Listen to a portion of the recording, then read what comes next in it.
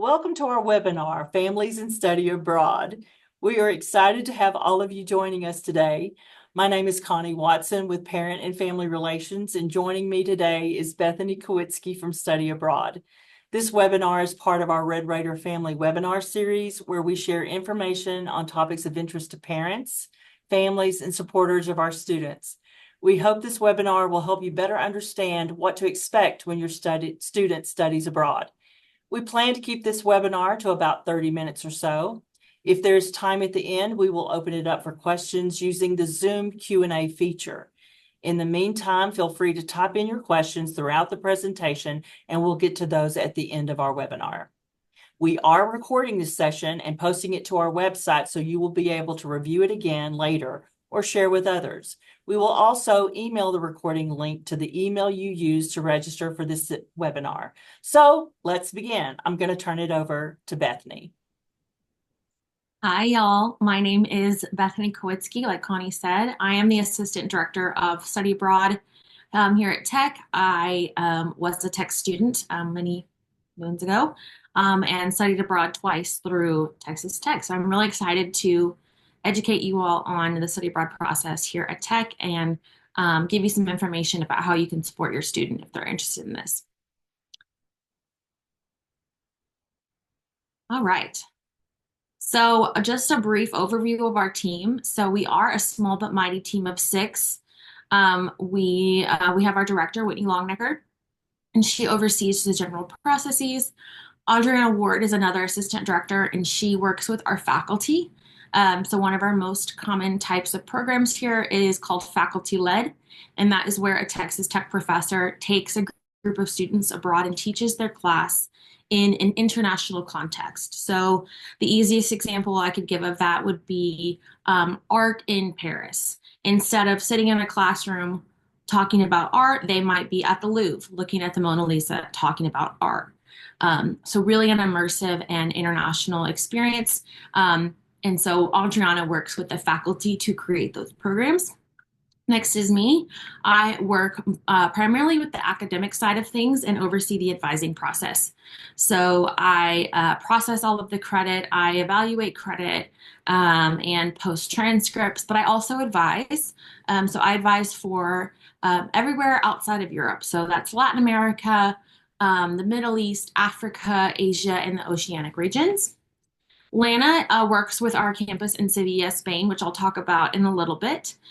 So she works with the students and the faculty for that. Carly is our senior study abroad counselor. So she advises for Europe outside of the campus in Sevilla. So if your student is interested in going to Spain, but not necessarily Sevilla, they'll work with Carly and everywhere else in Europe as well. Calvin is a program coordinator and he supports faculty-led programming. So he'll do group advising for those programs as well. Next slide. So why is study abroad important? You hear the word study abroad, you hear us talking about it, but why is it important and why should you care about it?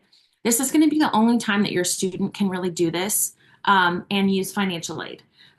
It's a really great opportunity to pursue their education in a different country. Obviously, going abroad for 4 years for a different degree or a full degree is a lot. So gives them opportunity to go abroad for as short as 10 days to as long as an academic year. We find that students are really committed to their education after they've studied abroad because they recognize the value in their education. And those students are going above and beyond in that degree. And they're gaining some serious tangible skills that they might not get just sitting here in a classroom in Lubbock, Texas. And that's really going to help them be more employable because employers want students who have had these types of experiences. Whether that is an international experiences or just high impact experience, going above and beyond. There are certain skills, again, that you get when you're studying abroad that you just don't get sitting in a classroom. And obviously, that's a really great opportunity to develop cultural understanding and general independence. It doesn't matter what career your student ends up choosing. They could be the CEO of a Fortune 500 company. They could be a doctor, they could work at a gas station. Regardless of their career, they're going to be working with people who have differences than them. Like, so whether differences in communication, difference in ethnic background. There's going to be differences, and so studying abroad is going to introduce them that type of uncomfortability to a different situation and help them kind of work through that. So Texas Tech, we are a top 10 sending institution, and that really just means we send a lot of students abroad, but also we focus on a developmental focus on our advising side. So what that means is we want a student to clearly annotate what their goals are for their study abroad experience before they even choose a program. So we want them to look at it professionally, personally, and academically. How do they hope to talk about this experience in a future interview? We want them to be thinking about that before they've chosen a program so that they choose the best program for themselves. We do have over 200 programs in over 50 countries, and that is constantly changing as we identify strong offerings in different universities. We'll add those programs, or as a location is no longer safe, we'll remove that program as an option as well. We do have two international campuses that I'll talk about here in a second. One is in Seville, Spain. That's our oldest campus. And then we have another one in San Jose, Costa Rica. We are very adamant about students applying for scholarships. I've talked about how study abroad is a high impact practice. And because it is, there are a lot of scholarships available. And that is in addition to any scholarships or financial aid that a student gets here on campus. And I'll talk about that a little bit more in depth in a little bit. But in our office alone, we have a scholarship that the six of us manage. And it's called the Study Abroad Competitive Scholarship. And right now, I believe we have over $400,000. And that scholarship is just for students studying abroad. So that's just one example of the types of scholarships that exist for study abroad. And there are hundreds more.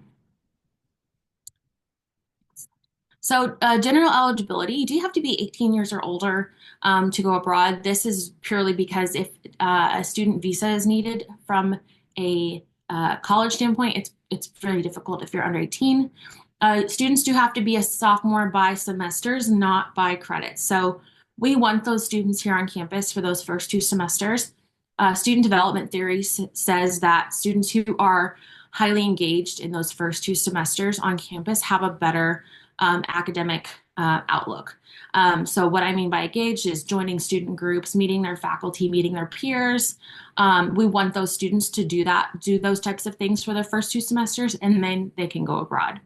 So if a student has joined Tech this fall 24, the earliest they could be abroad would be summer 25. So we want them here on campus for 2 semesters. The baseline requirement for a GPA is a 2.0, but the College of Business has a GPA requirement of a 2.75, and the College of Engineering has a requirement of 2.5. Now, that is just the requirement to maintain status in those colleges, so they're not specific to study abroad.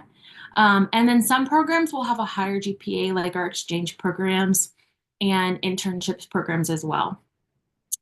And then they have to be in good standing with Tech. So we do work with the Office of Student Conduct just to make sure students are in good standing. We wouldn't want to send a student abroad who's possibly going through something here on campus. And of course, we want to represent Texas Tech well. So what can students do? So I keep talking about study abroad. That's what we say, but that's just one type of program. So learn abroad, study abroad, we kind of use those interchangeably. That is when a student takes a class abroad and it goes towards the degree plan. So I'll give my example. I was a geophysics major when I was an undergrad, and so I went to the University of Iceland and took some of my geology classes at the University of Iceland that went towards my degree. That's the most common type of program. That's the one you hear most about. But we have some stellar research abroad options, stellar internships, and serve abroad. So research could be lab or field-based.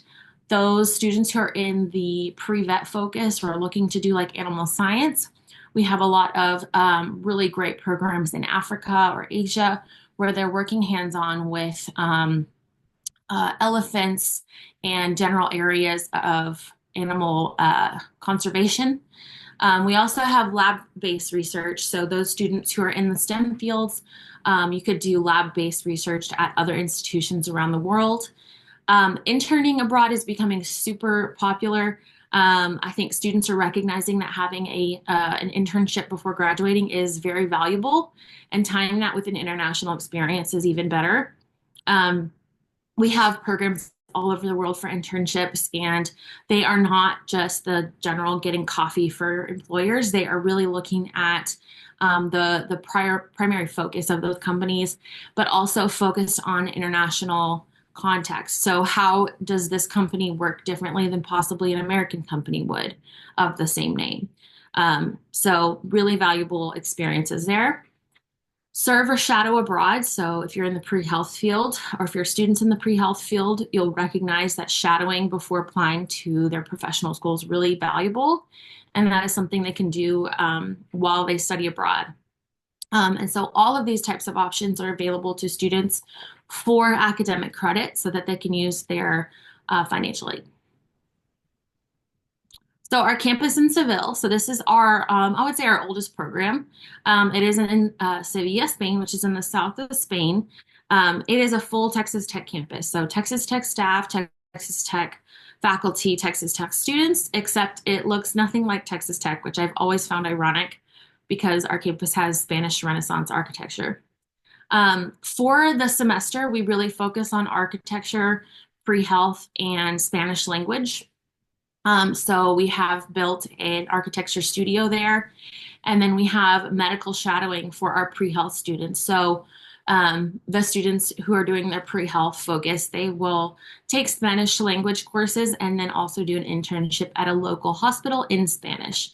And when they finish that program, they'll finish with a Spanish minor.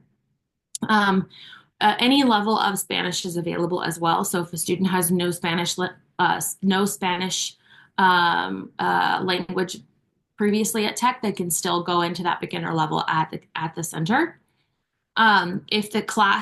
If the student is not taking a language, those classes will be in English, and that's true for any of our programs, not just Seville. Now, for the summer, we have a lot of options. So I mentioned faculty-led earlier in the presentation. When a faculty has never led before, we do ask that they go to our campus in Seville. And that really gives them an opportunity to learn the process with the support of our team.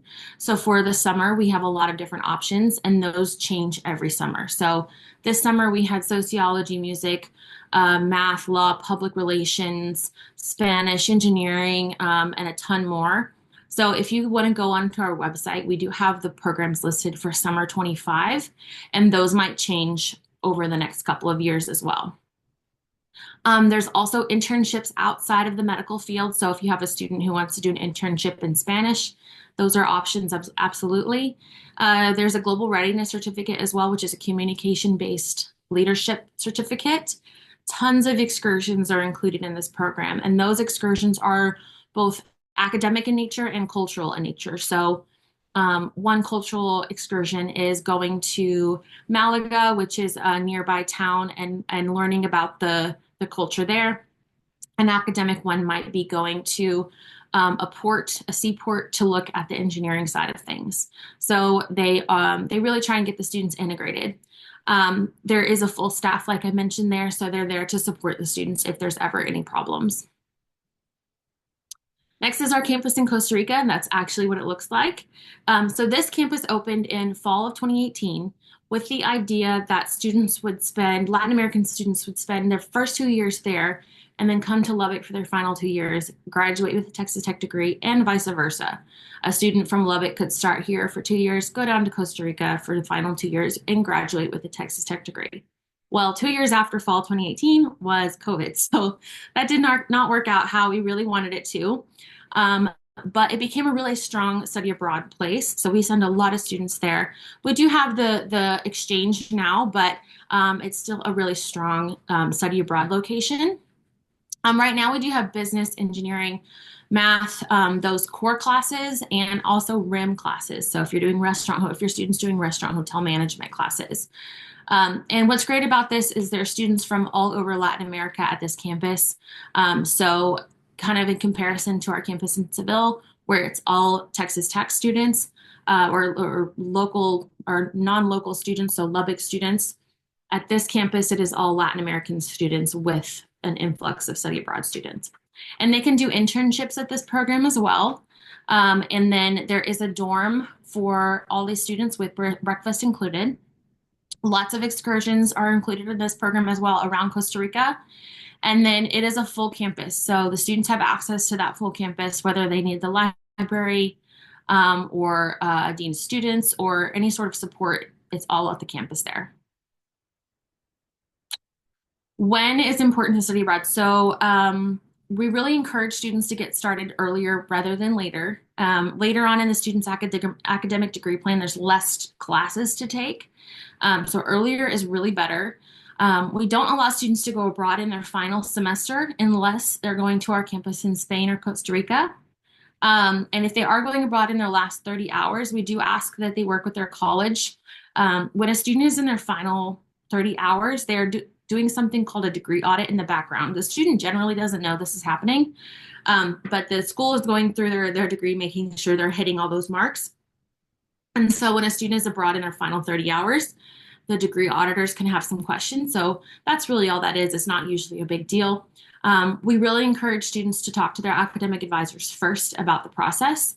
And those academic advisors can help students identify which term to go abroad or even which classes to aim for.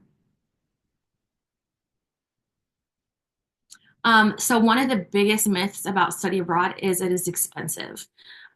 There are additional costs to think about with study abroad. I'll give the easiest example as a flight.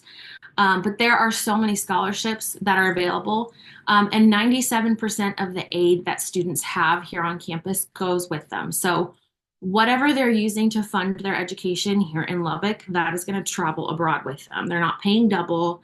It is just going to go with them. So in addition to whatever aid your student already has, there are scholarships specific to study abroad. So there's more scholarships to study abroad than there are to study in Lubbock, because again, it's a high impact practice. A student is going above and beyond by doing this. And so there's going to be more opportunity for funding. There's a lot of college and departmental scholarships as well, depending on your student's college. They might have a specific study abroad scholarship. So in the College of Human Sciences, it's called the Wolf Scholarship. There's one in the College of Business called Mackenzie, and there's tons of options like that across the campus. And then there's program and national scholarships, and these can be based on things like where the student is studying abroad or anything about the student. So those are all on our website. When we do meet with students to talk about programs or advise them, we do encourage them to look at this website and show it to them. We really want them to be applying for as many scholarships as possible. We do have some students who get fully funded because they find so many scholarships. And another thing to think about is some of our programs are cheaper than a semester here on campus. So I'll give an example. There's a program in Prague. The cost of living in the Czech Republic is quite affordable. And so that program is far cheaper than a semester here on campus. And so it's definitely more attainable than a lot of people think financially. And if your student is in the Rawls College, they actually have their own study abroad office called the Center for Global Engagement. And they'll work with the CGE, the Center for Global Engagement, and the study abroad office. So they work in tandem. Now, if your student is in the College of Engineering, they actually have their own office that they'll work with independently. So up until fall 2023, the students who were in the College of Engineering were required to have an international experience. That is no longer a requirement, but they still have the study abroad office in the college, and they can help students identify programs based on their specific branch of engineering. So if your student needs, a specific branch of mechanical engineering, they know the best places for those. So they'll work with them directly. I highly encourage you to follow us on social media platforms. I would say we're probably most active on our Instagram. We do some really cool things like Instagram takeovers for the summer where we have students log into our account and they might show what their walk to class looks like, so future students can see that. We also post deadline reminders, scholarship highlights, and general things of that nature. So I highly encourage you to follow us. If you ever want to meet with us when you're here visiting your student, we'd be happy to do that. Just make sure you're on your student's FERPA.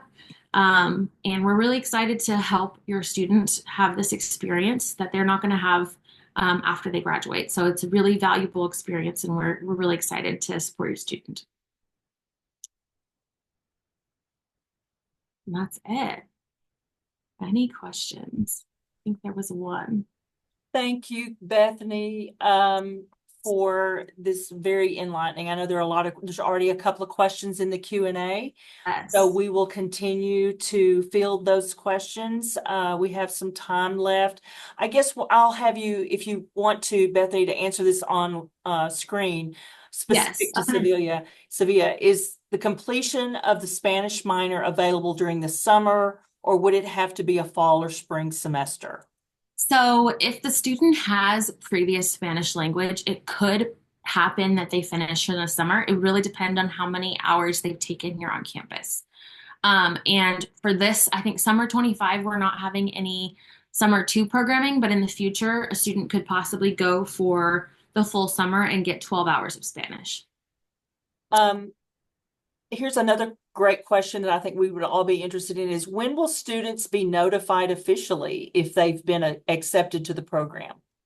So for summer students, we won't actually start evaluating applications until December, when we can do those GPA checks. So it's a rolling admission. So we don't really stop. We don't really like wait to accept students until the end. The sooner the student gets their application done, the sooner we can accept them, starting in mid-December. So if a student starts their application in January, completes it in a week, then we could technically have them approved that same week. Okay. Also, are the study abroad internships generally unpaid or paid, or does that depend on programming? It does depend on programming. So we have some programs that are very specific to a specific major. So, for example, we have an internship in Australia for restaurant hotel management that is paid. But I would say 90% of internships abroad are unpaid. And this really is because of student visa requirements. Um, this is a great one. I've had this question asked of me before.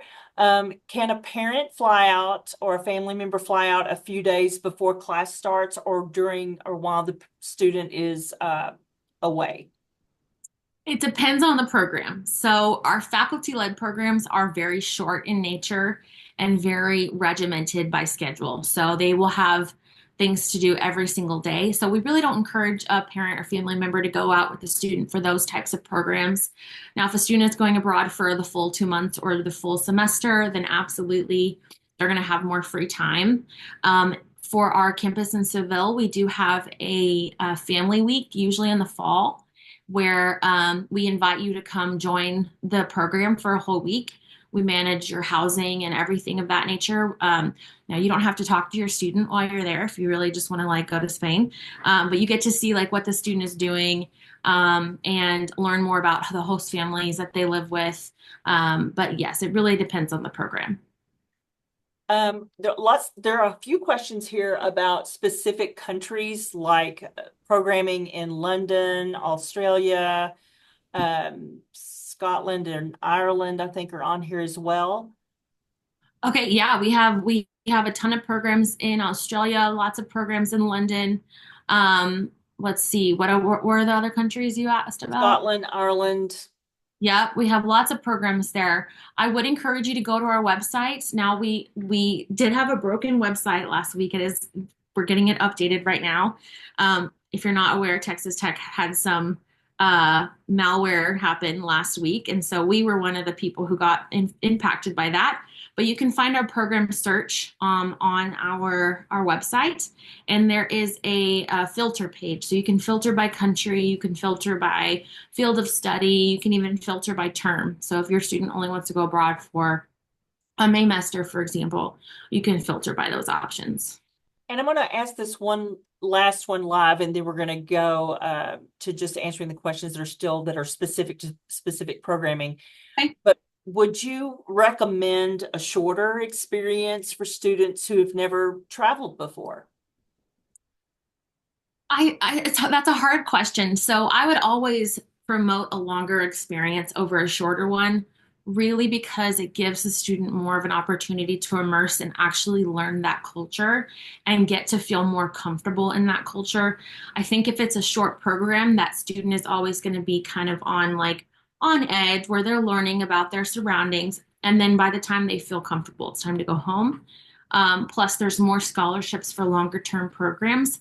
However, I recognize that sometimes a longer term program is just not is not available for that student for whatever reason. Um, and so shorter term programs are still valuable experiences. It just makes sure that your student is really making the most of their time there. I think if a student has never traveled abroad before, it could be, I would say, I would actually encourage a longer program for a student who's never been abroad before so that they could get that opportunity to feel more comfortable. Perfect. Well, we're going to continue to answer questions that are popping up in our question and answer feature. But I'm going to go ahead and move us to the next slide. For those of you who are still waiting on questions, we will get to them as long as they keep coming. But we do encourage you to go ahead and tell us how we did today. Again, thank you to Bethany Kowitsky from our Study Abroad office here at Texas Tech. If you ever have any questions, feel free to reach out to us or to the Study Abroad office. And again, we will continue to answer your questions, so keep them coming. Thank you.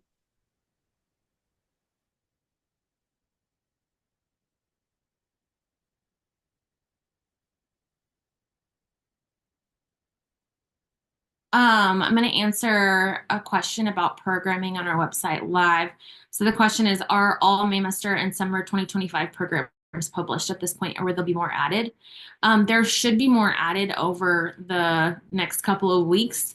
We generally don't add a program unless the faculty has signed off on the budget. So you'll see that there might be some more added in the coming weeks. So for research programs, will they receive course credit that applies to their degree? Yes. So we will actually enroll them in usually like a research-based course, and we'll work with their academic advisors to make sure that goes towards their degree. Can students return home early if they don't like their placement? And if yes, do they lose credit? We generally don't encourage this.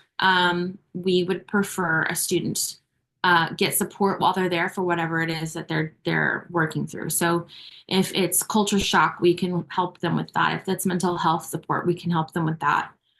Because if they do come home early, they don't get any refunds and they do lose credit. So we really encourage them to stick it out.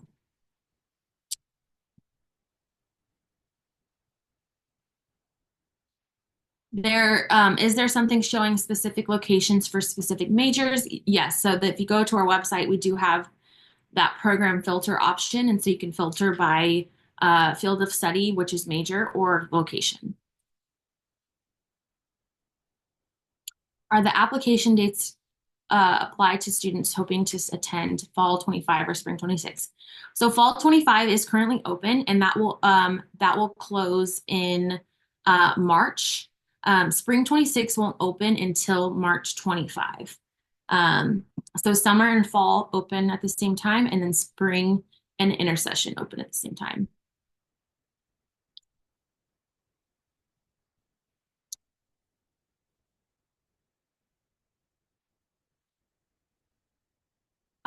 One of the questions is, would you be able to share where programs are geared towards engineering? There are a lot of programs for engineers, so I would really encourage you to go to our website because there's over, I would say, several dozen. So I would definitely go to the website and you'll be able to see those programs yourself. So I noticed Seville kids end up in Madrid on the last day. What's the reason for this? And can parents meet them in Madrid to continue a family vacation? Absolutely. So the reason we end up in Madrid is because we want to have a final dinner there, and most students fly out of Madrid anyway, and so we want to give them the opportunity to be able to safely get to Madrid with all of their stuff. We help with that, and so we have a final meal at a hotel, but you are welcome to continue on a family vacation. How many hours should kids take if they're if just there for one short summer session? So Normally, if it's a just a summer one session, it's going to be 3 hours. But students who need financial aid, we do encourage them to earn 6 hours for the entire summer.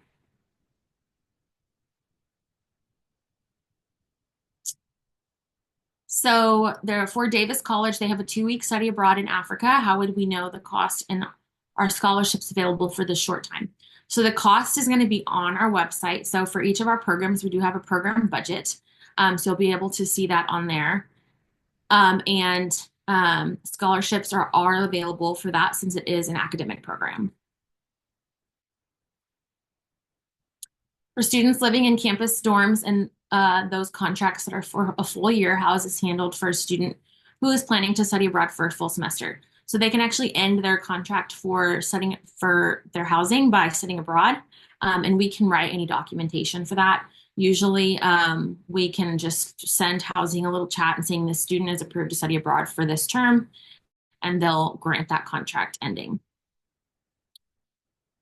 What location would be best for a student studying art history? I really go to our website. We have all of our programs listed online, and that's probably going to be the best place to look for those programs.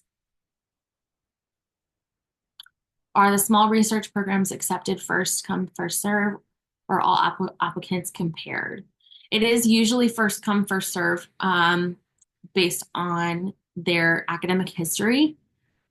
So those programs do fill up kind of fast because they are really competitive. Do students always stay in dorms on campus or are they placed in homes with families?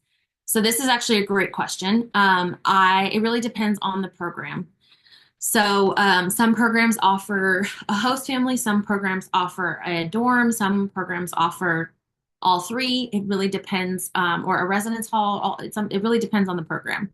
So our campus in Seville, the only option is a host family. We want the students to have that opportunity for immersion. So for that program, only host family is available. You can see what type of housing is available on the program website. So students will know exactly what kind of housing is available before they even apply. What military benefits pay for study abroad? So it really depends. So our faculty led in our Seville program in Costa Rica, any benefits that are received here on campus will go towards that because you're paying Texas Tech for that. And that's the same for 529 as well. Our programs like research and affiliate, those are paid separately. So usually there's a little bit of finagling that needs to happen. Students can work with the financial aid office here on campus to see how their specific financial aid will transfer. So I highly encourage communication with the financial aid office as well. I'm going to type this one privately. Let's see here. My daughter was accepted for the spring term, but missed some scholarships. I would definitely go to the Easy Guide for Study Abroad scholarships on our website and look to see if there is any scholarship still available. And that's also true for the student who is, or the parent who has a son leaving in December for the ISQS program. Okay.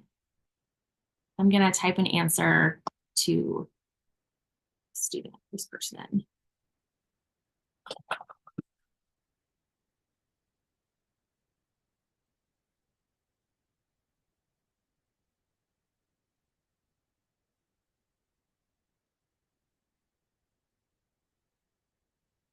Can you answer questions about the Spain 2-week program? I can try. Most of those programs are going to be run by the College of Rawls, so they'll have specifics, but I can try to answer any questions. Spring of 2025 is closed. I'm not sure what the question is here, but it is closed. So students who wanting to do that, it's a little bit late. If my student takes only 3 hours summer session 1, can she be concurrently enrolled in an online class for the longer summer term?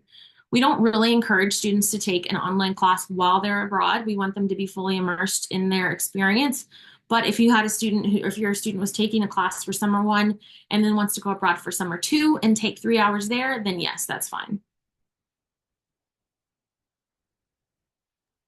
Well, all righty. Looks like we've got everything answered. And Bethany, once again, thank you for joining us today.